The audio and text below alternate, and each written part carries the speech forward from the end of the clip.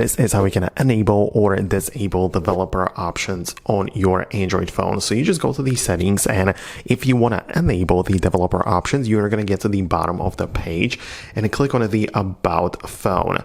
Then you proceed to the software information where you click like this, and you can notice the build number, and it's not clickable, but if you tap on it 7 times in a row, you can see that it will turn on the developer option. So that's like the point. You need to tap on it 7 times and it's going to turn on the developer options. For me, it tells me that it is already turned on.